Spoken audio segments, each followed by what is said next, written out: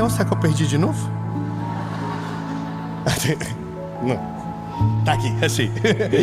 Ufa. Oi, tudo bem? 24 de Provérbios, versículo 10. Capítulo 24, versículo 10. E pior que eu sei de decor. E eu nem precisava. E por que eu fiz isso? Eu não sei. Não precisava ter complicado tanto a vida. Mas é só para você gravar o texto na Bíblia, no seu coração, escrever no caderno, colocar na porta da tua casa. Coloque em tudo, lindo. Os irmãos assim, pode fazer tatuagem?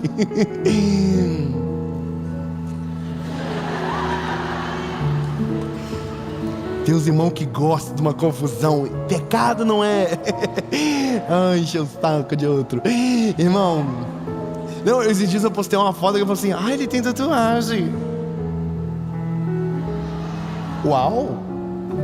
Eu imagino Deus falando pra mim: não te quero mais. Cuida da sua vida, amém? Olha, mas é só porque você nunca mais vai poder esquecer. Porque esse texto de Provérbios, pensa, Salomão foi o homem mais sábio que o mundo já conheceu. Deus deu sabedoria a ele, e a sabedoria dele deu todas as riquezas que o mundo poderia oferecer. Bom, dá para confiar nesse conselheiro, não dá? Agora, 24:10 de Provérbios diz: se te mostrares frouxo no dia da batalha, a tua força será pequena. Vamos de novo. Dá para ver se você celebra. Se te mostrares frouxo no dia da batalha, a tua força será pequena.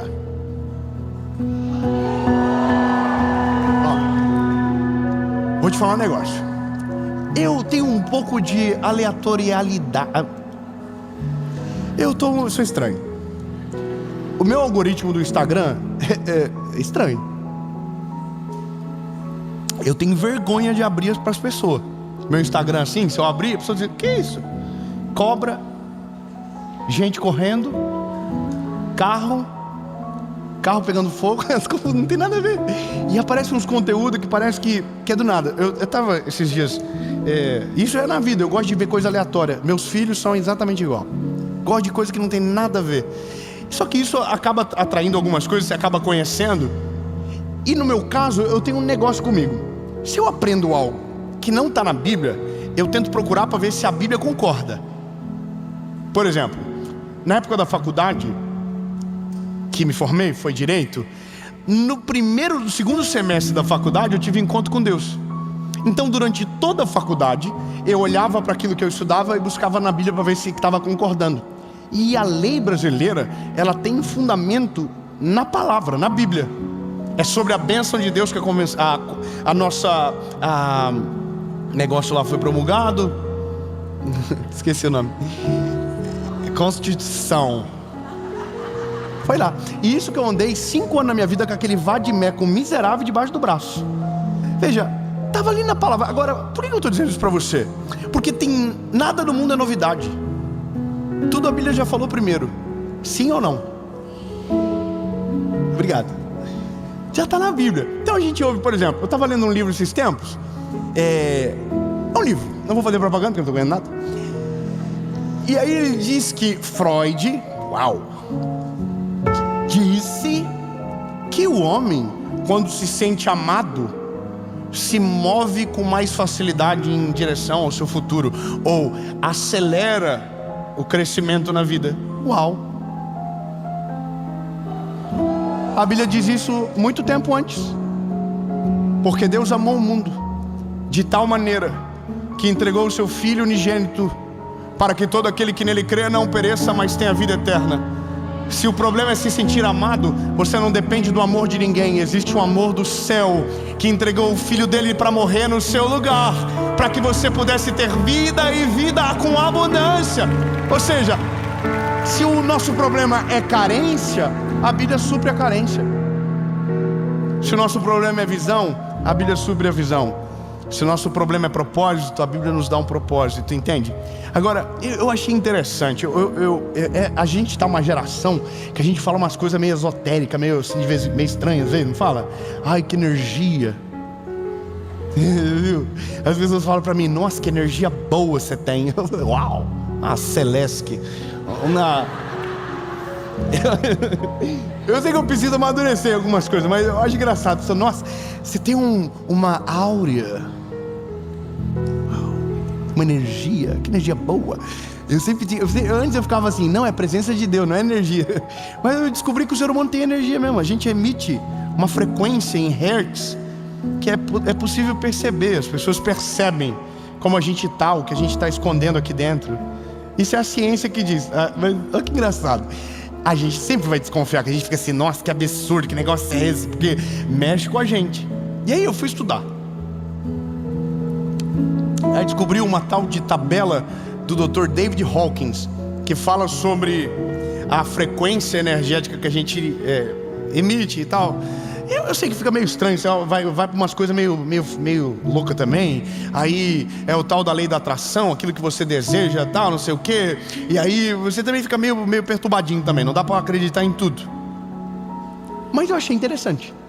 E eu fiquei com aquilo na cabeça. Então, peraí, o que eu sinto aqui dentro, as pessoas que estão fora conseguem sentir no ar o que eu estou vivendo aqui dentro? Você já andou com gente que não precisa nem falar que você sente uma coisa ruim? A pessoa chega e você fala assim: arrepiou. Já viu?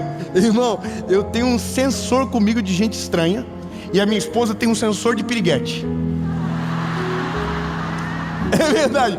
Eu tenho um sensor pra louquinho, irmão. Chegou e falei: ih, mentiroso.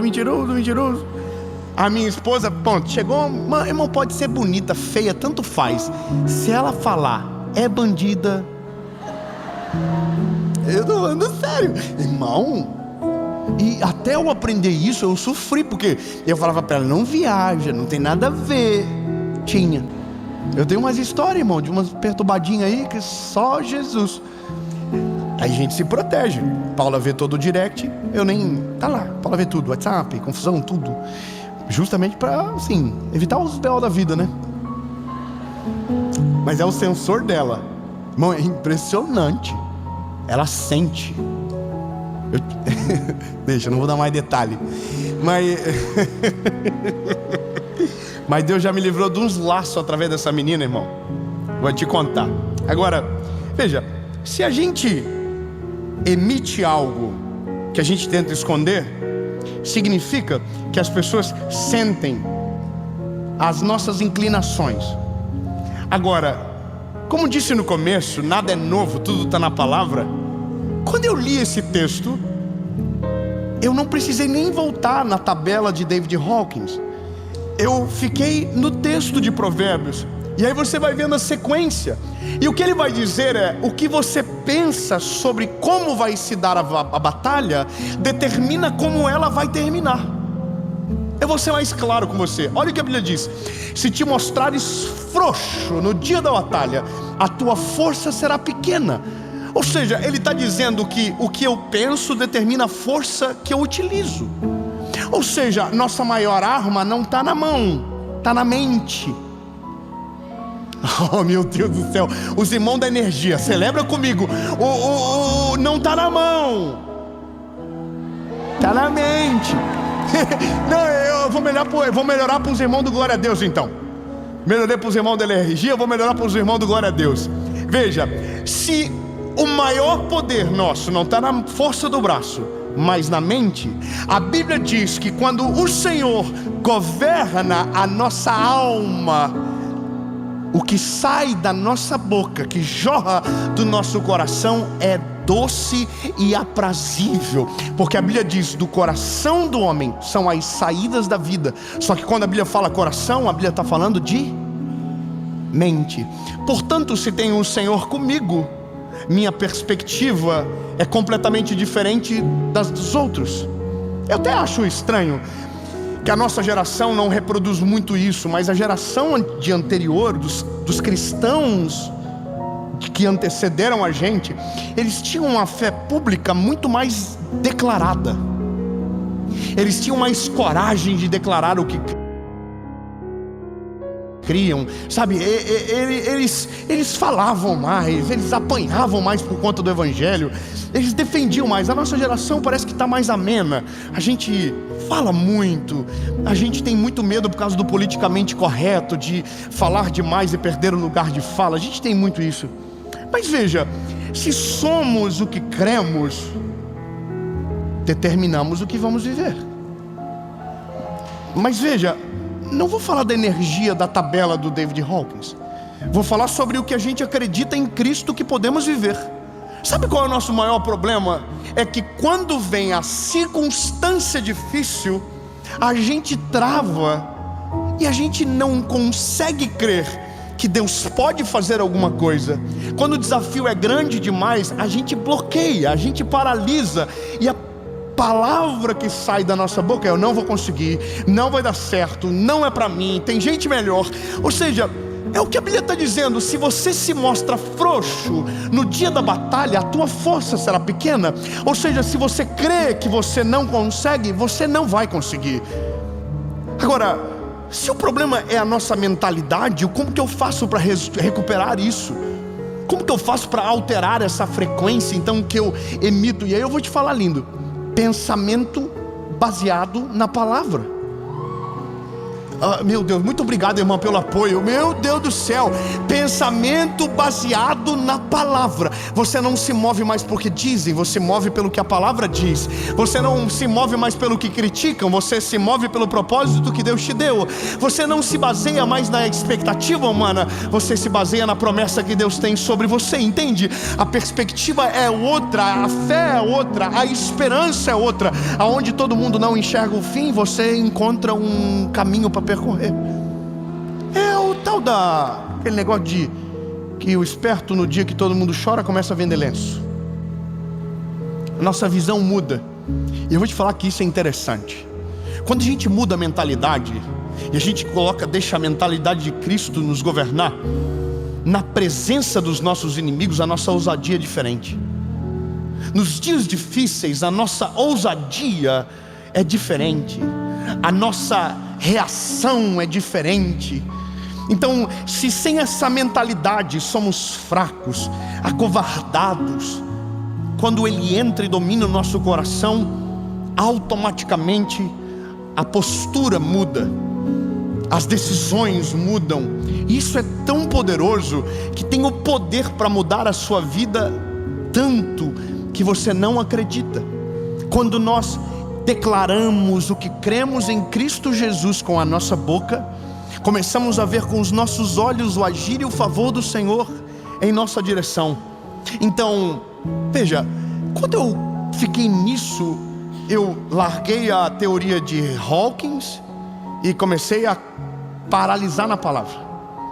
E eu fui procurar histórias que demonstravam a mentalidade antes da batalha.